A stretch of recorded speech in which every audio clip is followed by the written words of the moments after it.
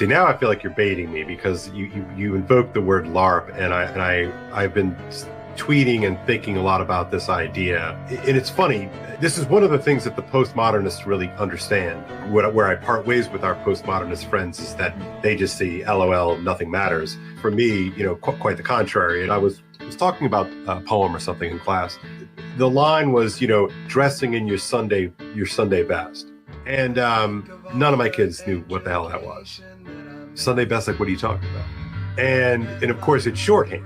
Whether you go to church on Saturday or Sunday, right, everybody of a certain generation knew exactly what you meant when you said put on your Sunday finest, right? And so even, the guy who went to work every day with a blue collar, and work boots and whatnot, showed up on Sunday in, a basic suit. The guy who went to the office building and, litigated things in the courtroom, who showed up in a suit, Monday through Friday, showed up on Sunday or Saturday in a suit, right? And there was something about the dignity of the proceeding dictated that you show up appropriately attired, right? And it was fascinating to me, and I wonder, if you could draw anything out of that. Is the draining of collective spiritual work that we used to call religion, is a draining of that space a cause or an indicator, I wonder?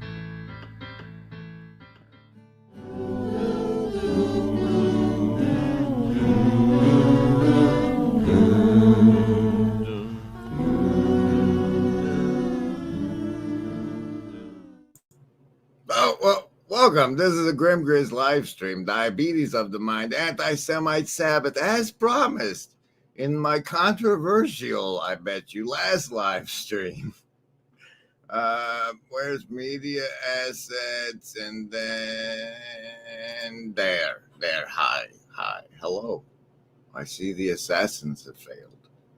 Now, if you know that the proper response to the line, I see the assassins have failed, is may they continue to do so, then you meet all the requirements to be a member of the sacred order of foolish transparency. So it's just, the call and response that makes you a member, and then you can deny your membership by not responding with the response, may they continue to do so. But it's important that somewhere in Sacramento, California, a pastor had to explain to a lady this song.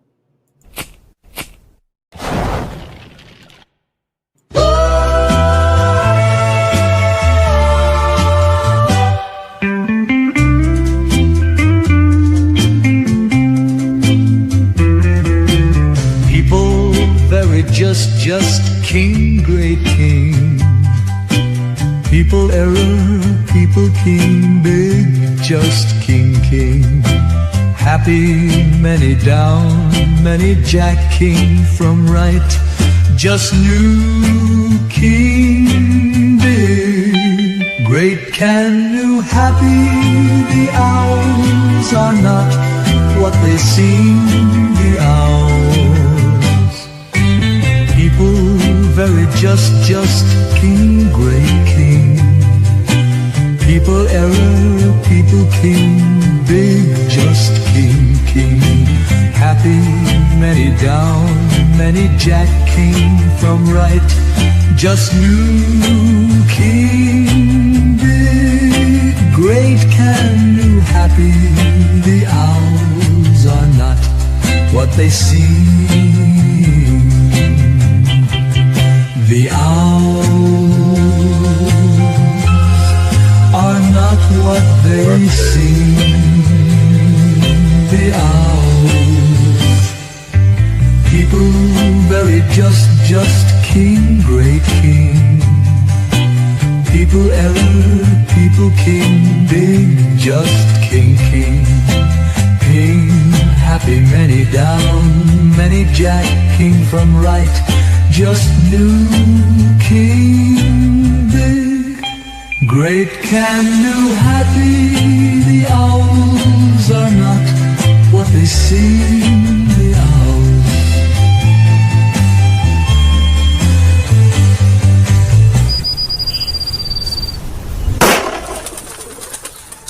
All right. That one's a little self-indulgent.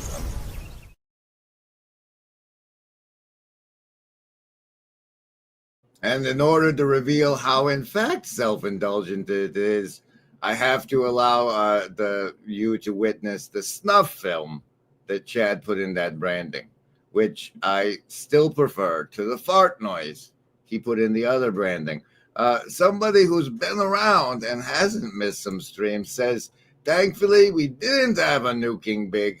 Shame on 7. Well, that reminded me to go in and check on Cassiopeia. Cassiopeia, she calls herself. You have the presenter invite, and then share screen. This one, this lady, this Cassiopeia lady. See how it's with the O and the Pia and the set. See how she did? She's apparently put out a new video because the last time it wasn't this lady in the red dress here. So let's get there for the update and why we didn't have nuclear explosions yesterday. Or 2 days ago. Hi, friends. So it is May 29th, which means that the date, May 27th, is over, firmly behind us, and nothing happened. It was a very stressful day for me of watching my phone all day for breaking news and nothing, which I am obviously thrilled about, very relieved. It's been a long 13 years of having the state hovering in our lives. I know some people are disappointed nothing happened, which I don't understand because I don't know, I like being live. But yeah, I'm very happy. So now, of course, though, that means that comments are rolling in saying that this was all a hoax, this was a lie. This is not the way to handle this, lady. First of all, we don't want to hear from you until you've talked to 7 about how his bullshit date was a bullshit date. And hear what bullshit explanation the Ouija board gives us. We're not here for you. We're here for 7. More of that, less of you. You didn't even give these people savings throws yet.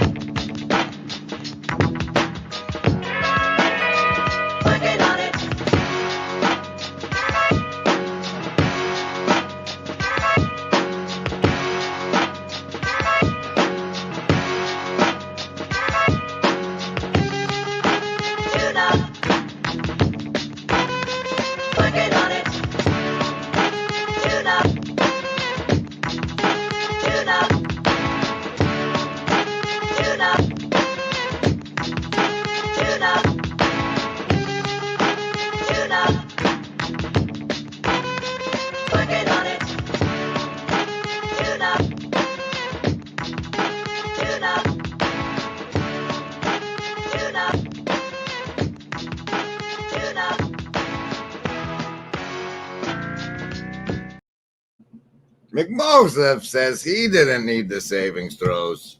You know, I'm not trying to bemoan or belittle the dedicated servants of Reapers and those that guilt tripping that live in the loitering lounge. But McMo has been doing Sunday cook-ups on Sunday nights for a long time. And if you subscribe to his Ko-fi, you can download the beats he's made for us, and we can use them. And that's not happening, at least not on my Discord. You guys have a separate Discord you're doing that and just haven't given me all the beats he's made yet with beautiful visual backgrounds? Is that what's up? Is that or have you just not been leveling up your characters in the LARPgate game at all and just chatting in the loiterings lounge like it's the closest thing I have to Fellowship. It's so good. It's so good. Casino deck card for the show with the missing joker is the 6 of spades. And now you'll get savings throws. If you're new here, here's Splainer video. In the corner has been swamped with a mind control. Savings throws for mind control. So this is how bad I have failed. I understand you have respect for serious play. Yes, I have a ritual with my channel where, like reminding fish that they're in water, I remind people that there's a lot of mind control out there, even if you just consider advertising.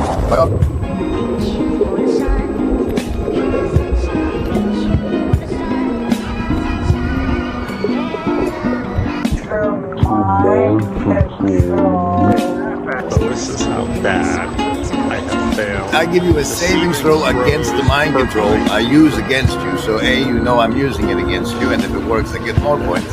And B, you get the chance to resist it. You base your resistance on your choice between your will to survive, your social networks, your accumulated wisdom, or the power of your heart. Mind control will continue in a moment.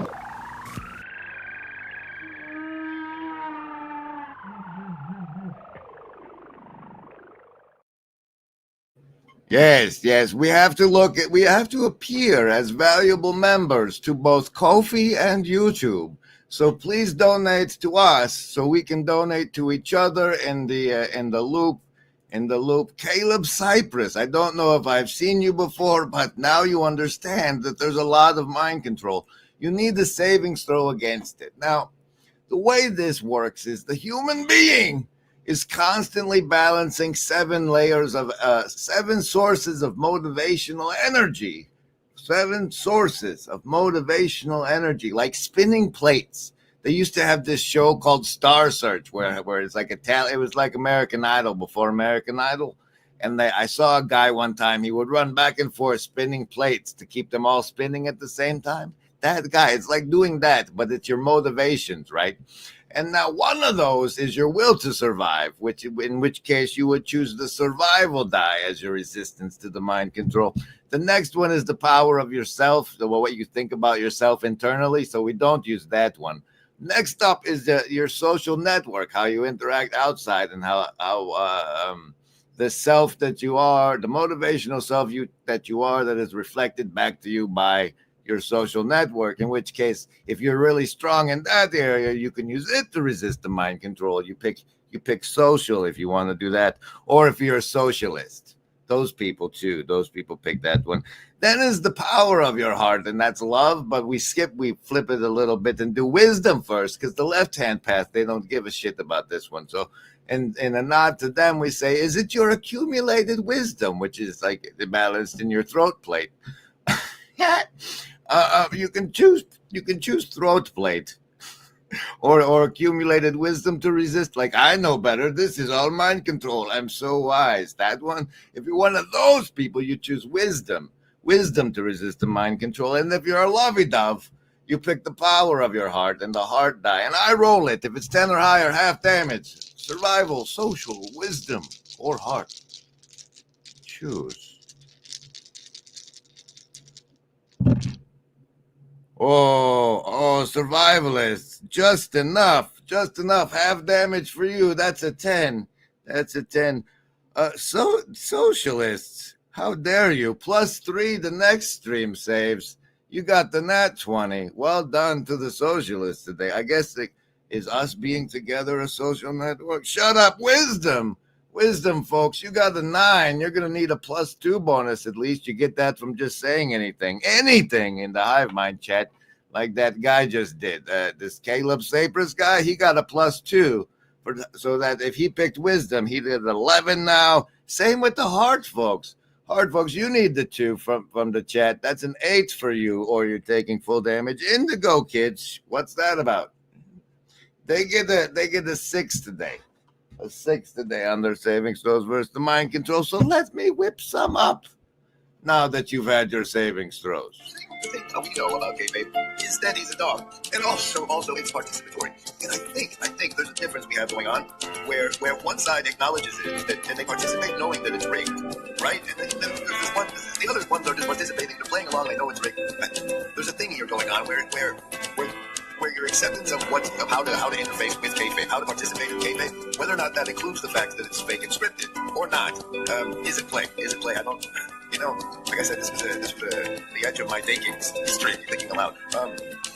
So the archetype, at least as far as I can tell, that I'm trying to manufacture as a TV station as part of mass media propaganda, is that of us as fire ants coming together in small intentionality networks that will eventually achieve synchronic harmony. Termio. We're into the sea of bullshit, forming small networks that will eventually come online. Now, I don't want to be an ant, but a shitty architect is only. What the hell else do you have out there? Nothing. All right, and also if you're new here, there's the thing that happens with the cards. You saw the casino one with the missing Joker, because Benjamin Boyce. What that is one time I started. I just because I shuffle as a fidget. You know how people had those fidget spinners. I do it with a deck of cards, and I ended up, you're fiddling with it. One of the parts of fiddling with it is showing people a card. And so that started happening. And then came along a fellow named Stephen Deachwani, who was doing really cool things with making liquor. He was a liquor maker, which was, how I feel about alcohol. That was a little odd, but it's spirits he was making. And he tried to do a chakra blend, and nobody liked it. But then he did some kind of other blend. What was it? It ended up being tied to the way things smell funny in an Orthodox church, and he turned Orthodox, right? But meanwhile, and on the way to his journey, and all of this should be in the social memory complex. If we had a book, we don't have a shepherd book in the Discord yet. I don't. But the Jux deck card of the show is the Queen of Hearts, and he would have a saint because the Orthodox, right? He would have a saint associated with each one, and so then it became a thing. And then the decks, it's evolving and evolved, but that's why we do that. And as such, I have a lot of tabs to get to. See, there's never any clickbait here. If it says diabetes of the mind, at some point during the stream, I will deliver on that title, and I also deliver on the thumbnails, like the Anti-Semite Sabbath. So all of that's coming up right after a lot of things. It's a whisper in your ear, now listen here. Remember, Embody, it's all so clear. No hidden strings, no puppeteer. We're by your side, have no fear. I cherish truth. I cherish truth.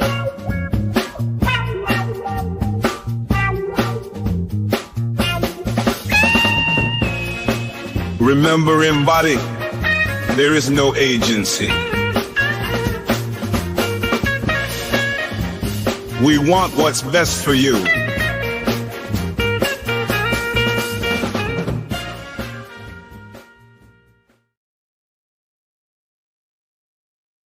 All right, welcome. This is Diabetes of the Mind, the Grim Grizz live stream for May 29th, 2025, Anti-Semite Sabbath.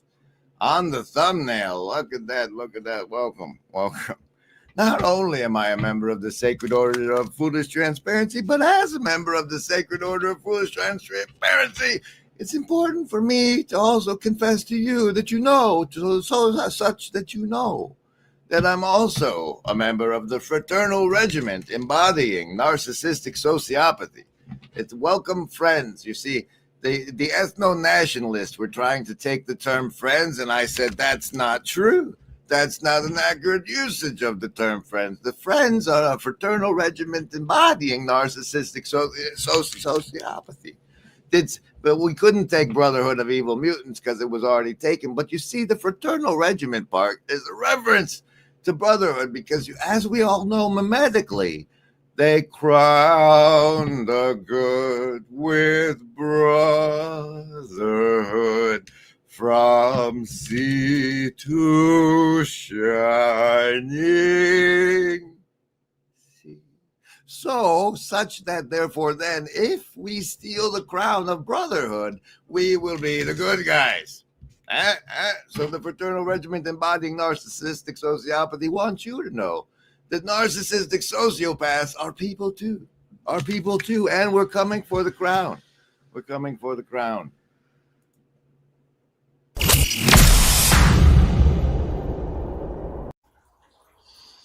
We all know that there is no agency. Any living gent can see doing what is right for me.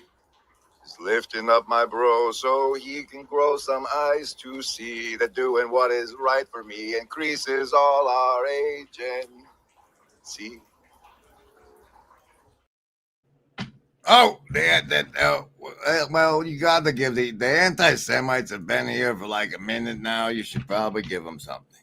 should probably give them something. All right. Well, you see, part of the rules of the system you've been born into are such that if we tell you and you go along with it, we get more points. It's like I can score points by getting you to cave into your beast, and if I trick you into it, it's some points. But if I tell you that that's what I'm doing and you go along with it anyway, then I get more points. And there's a piece for them. There's a piece for them. Now, such that therefore, then we have cards, we have tabs.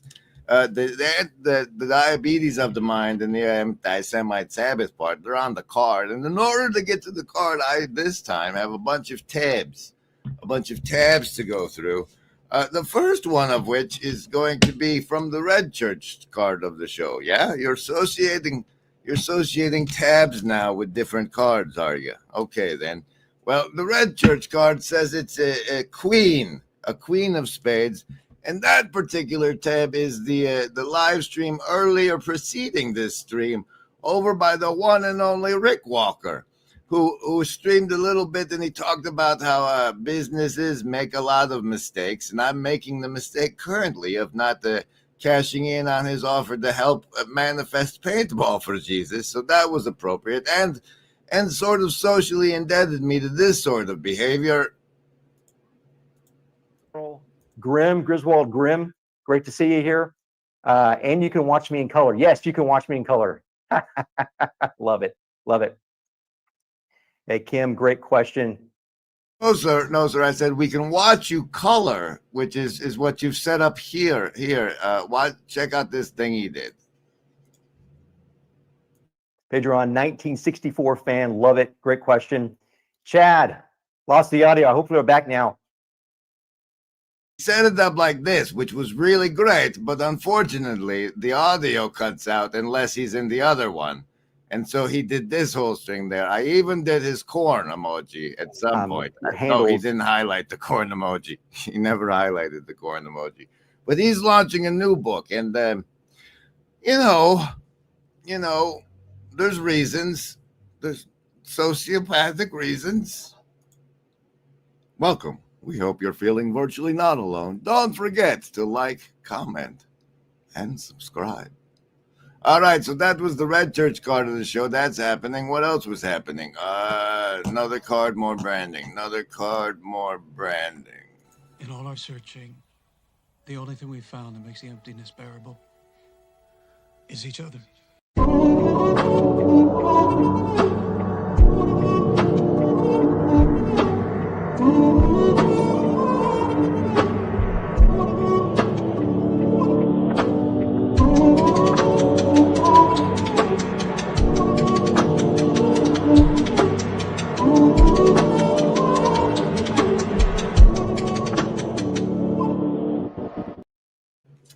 Spatch says, welcome. Does Rick Walker live in a mansion of meaning? And on many of the hierarchies I observe, his mansion means a lot more than mine. Oh, look, it's C.W. Weeks himself with his Johann's Climacus.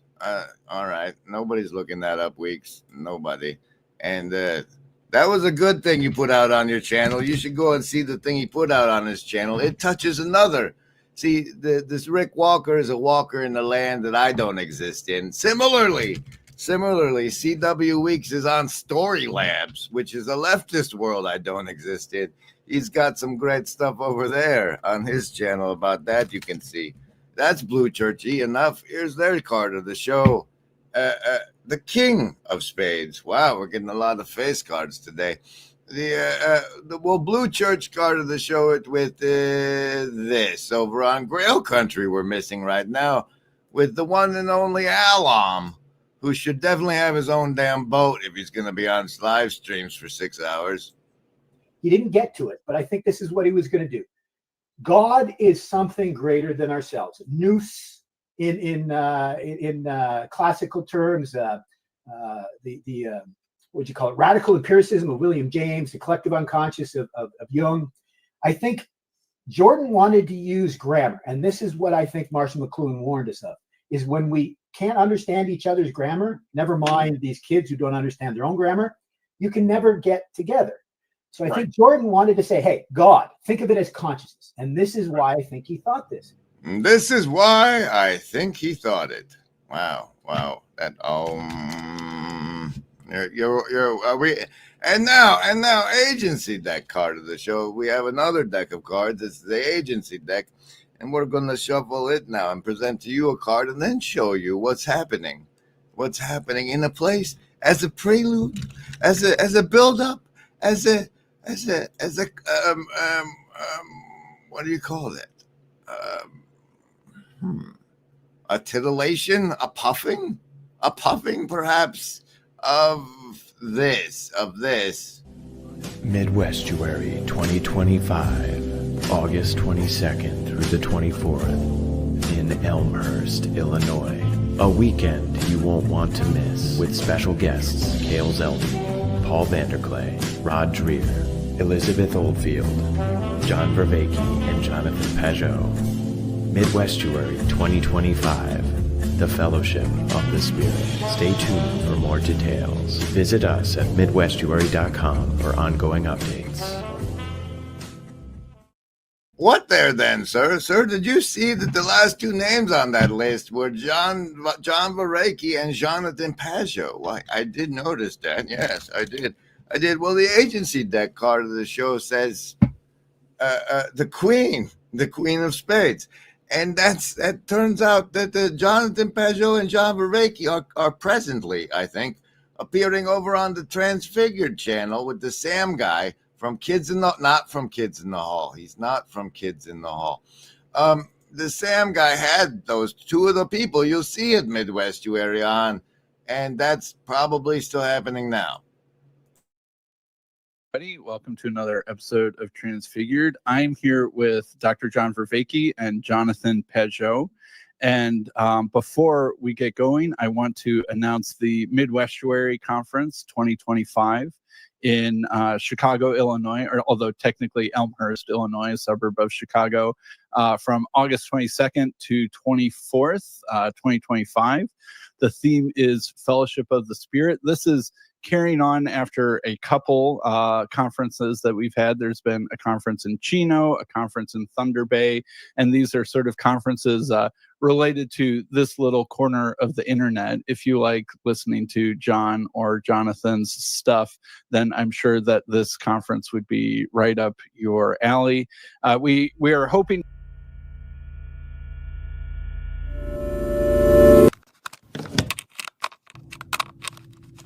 In that sense, that's where I see this little corner coming to meet this moment. Oh, that's I hadn't thought about that. Because... So, just let me make sure sorry for interrupting, I just want to get it. Instead of the we being, it's like, no, this little corner is a nexus point of many different Christian groups and non-Christian groups, and that nexus point is perhaps the place we should look for as the thing that will rise to the response. Is that what I'm hearing you say? That's really good, Paul.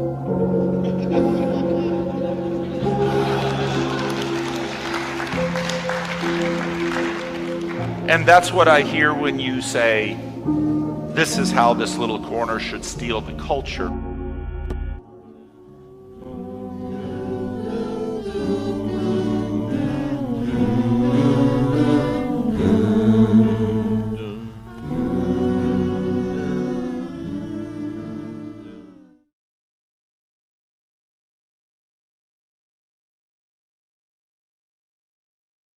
What's going on over here? What's happening now is we're getting to the delivery on the title of the stream. Is everything all right in here? Yes, Nanny.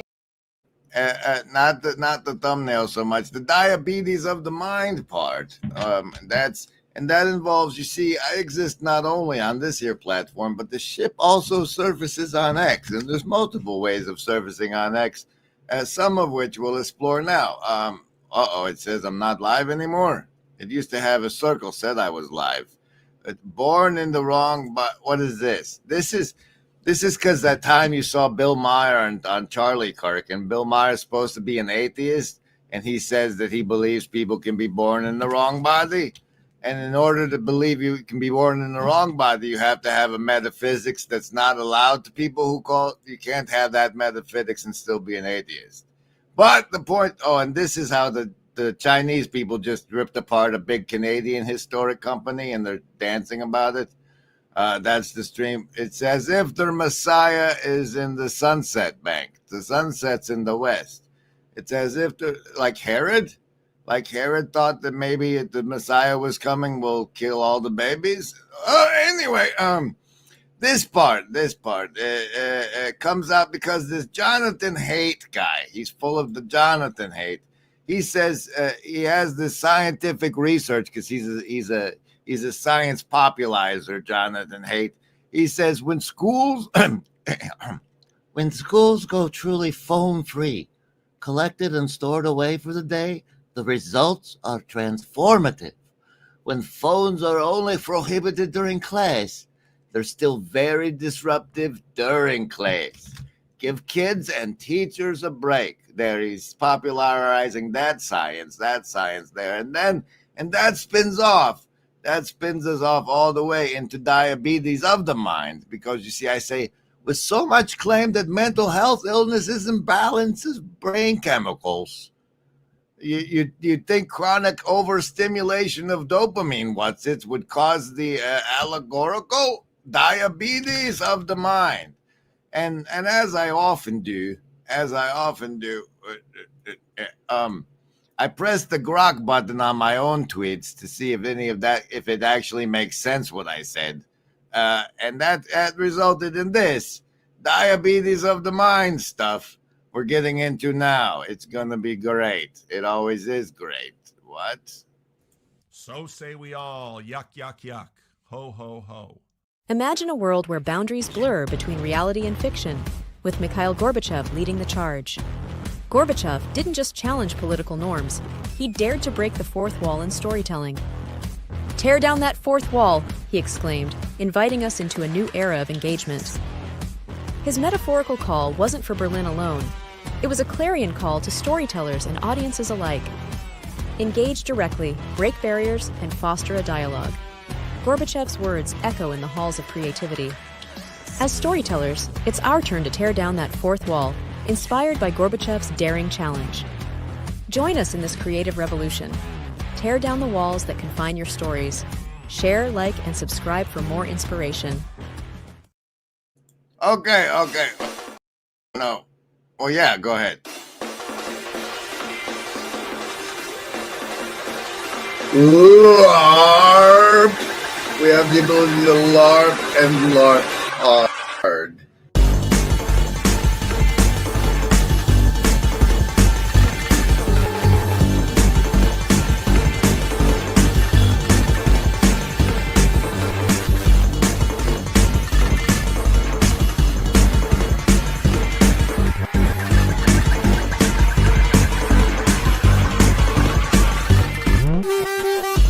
LARP! We have the ability to LARP and LARP hard.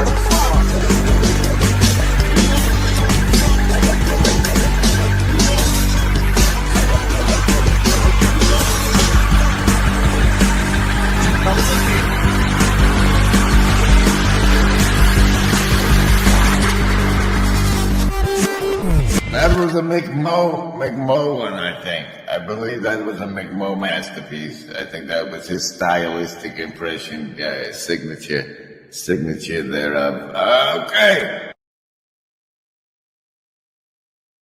Who are you really, Bart? And Bart Reloaded. For those of you who are new in the last 3 years or so, you might not know it, but there once was a cat named Bart. And I think that if this is ever gospelized, there'll be a book of Bart. Bart gets to write a book of the gospel of this, whatever this is. What? Okay. So as I said, I try to make sure I'm making sense by pressing the grok button on my X-Post tweets. It's so ironic, isn't it? That you get in trouble if you dead name Twitter. I mean, anyway. The important part, like if you're over on X, please do press the grok buttons on my tweets, because that's That's a form of AI astroturfing where like the more of my stuff you put into it, the more that just please press the button. And one of the nice things he says was scientific evidence supports Grimm's analogy. The Cleveland Clinic explains that recreational drugs overstimulate dopamine pathways, decentralizing the brain's reward center, a mechanism mirrored by excessive phone use, potentially exacerbating. You guys know what exacerbating is? If you don't, you know what masturbating is? For a male beginning to masturbate exacerbates his tumescence. Shh, you use tumescence on a stream again. How fucking dare you? How does diabetes from eating too much sugar all the time work? Would similar happen with dopamine spiking? And does phone use produce dopamine? Blah, blah, blah, blah, blah, blah, blah, blah, blah. See, you go off rails here. But does phone use? Yes. Phone use can produce dopamine, particularly to activities that engage the brain's reward systems. Here's how. The Momentous Institute article directly states that phone use triggers dopamine release. For example, watching a funny video on TikTok or receiving a notification gives a hit of dopamine because these actions are pleasurable and rewarding. The Momentous Institute compares the cycle of phone use to addiction, noting that teens often struggle to put their phones away. Teens often struggle to put their phones away. And that remembers me a thing I did not cover yet that's in the tab I should have covered. That's Red Church, a bonus card, diamonds, the Jack King right of diamonds over here. Over here, we have our good friend Burn Power saying the following. Use. And I think part of the reason for that is because they're constantly staring in their screens.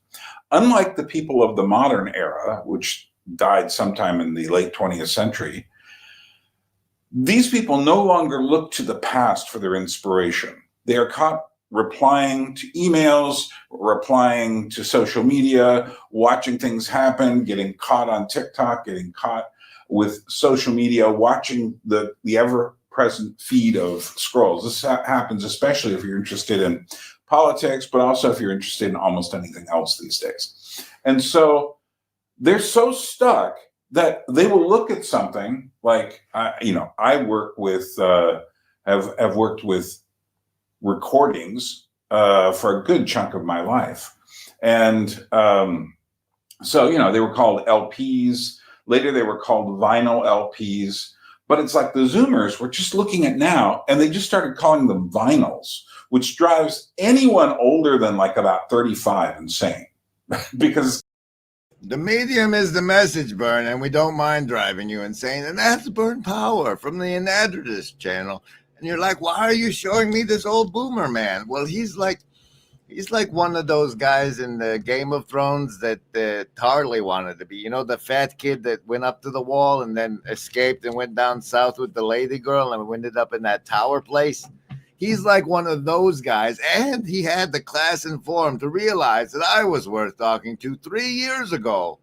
And he has this dialogue on that channel.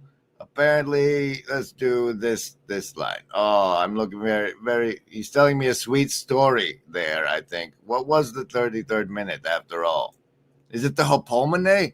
The Hopomene is the best takeaway out of this. Help me say that. Huh? Help me say that. It's hupomene. That is the best in my book. It's probably spelled HY, but whatever. But it's I like the poem. It means to stay under the pressure, and it's the pressure of the wine press until delivered. And then that produces faith, and the faith produces character. And the character to me is the wine, because it's got to suffer. I mean, that's one of the things. I'm living in Georgia now, and everyone knows wine has to suffer in order to be made. It suffers in the ground. The grapes do. The grapes don't like good ground. They Can like you bad say ground. wine has to suffer in Georgian? No, I can't. Can you next? Can he yet? We should check in with Bern and see if he's capable of speaking in Georgian to that extent now. But that's some good from that. What? Oh, and now, yeah, the pressure. I'm under the pressure of delivering on the title and thumbnail, which brings us back to a branding thing. Which one? Let's do this one. Yeah, where's it at? You got to scroll so far. If only we had a co-host to click the right one at the right time, like by reading my mind. Fuck it, you get the horse then. Did you get that on video? No. Mom, I'm not going. No, that's I'll show you later. Look, the gator, obviously.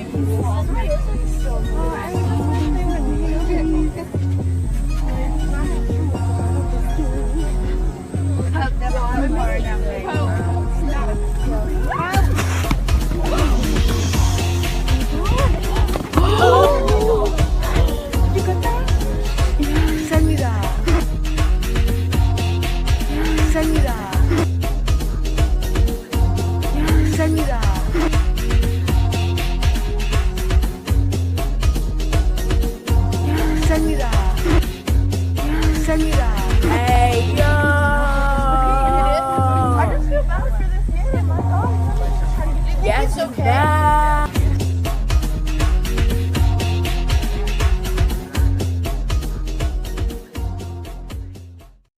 All right, so we're under pressure. Let's get the diabetes of the mind part.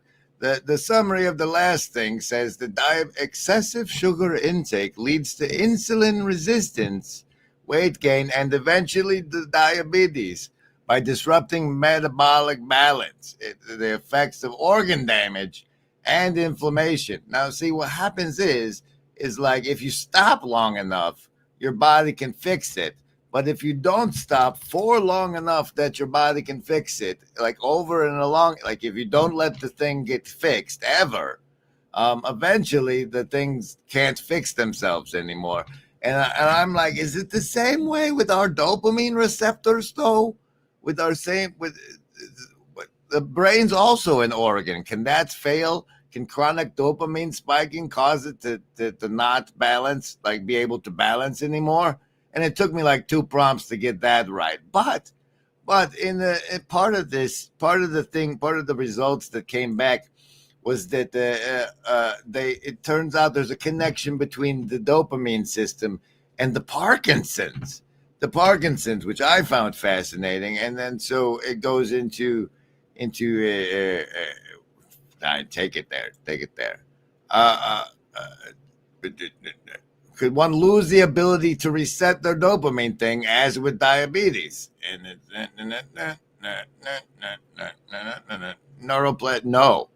no, he says.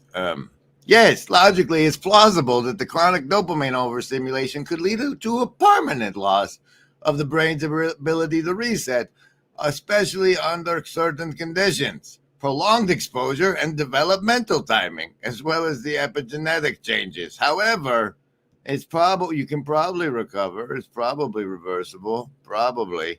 And I'm like, who's best suited to research the Parkinson's connection? And that goes on for a while. But the thing of it is, screen use causes this dopamine thing we're talking about. And if you never let it reset, it may one day you won't be able to reset anymore. And it's tied to screen use. And so I'm like, hey man, can you map Parkinson's, the increase in Parkinson's over time to the amount of screen exposure over time as it maps out to like people started watching televisions in the 70s as brilliantly explained in that F is for Family cartoon. And then like cable, how much screen times came with the cable and how much with phones. And then after the phones, how much with the social media.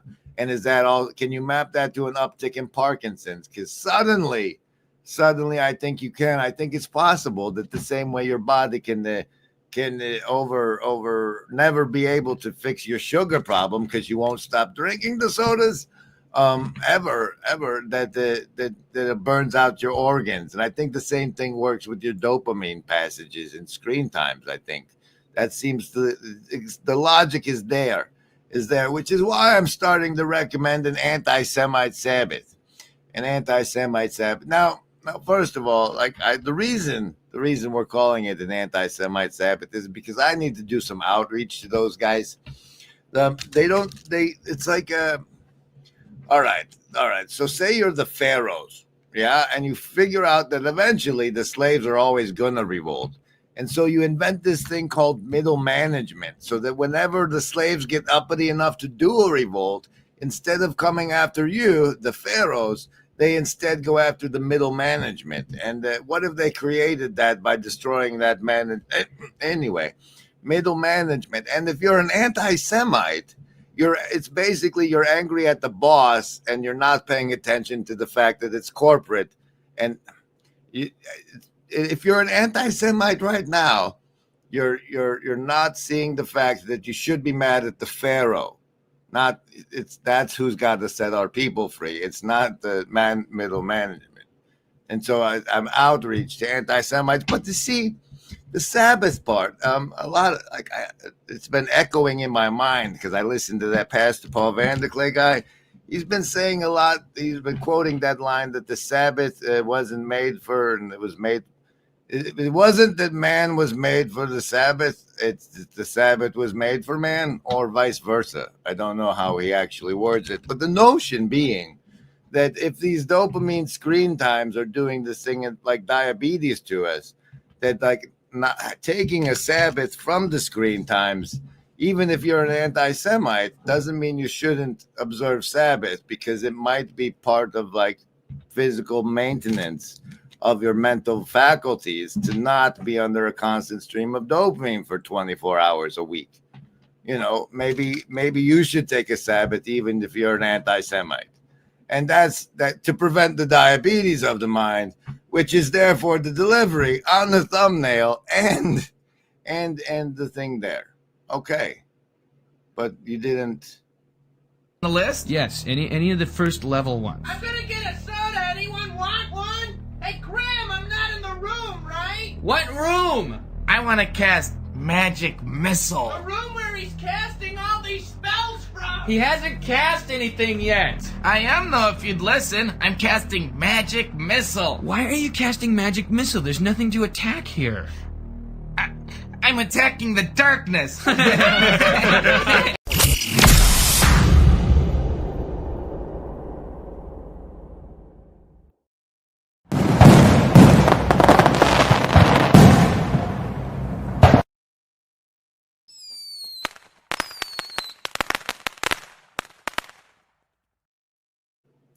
Hey, I made it. And then the bubble. My favorite magic missile against the darkness is honestly this. In all our searching, the only thing we've found that makes the emptiness bearable is each other. And there we go. We have some we're hoping that we have a website you can go to tomorrow to start backing the infiltration into estuary, remember, embody road trip. Stay tuned for that. And meanwhile.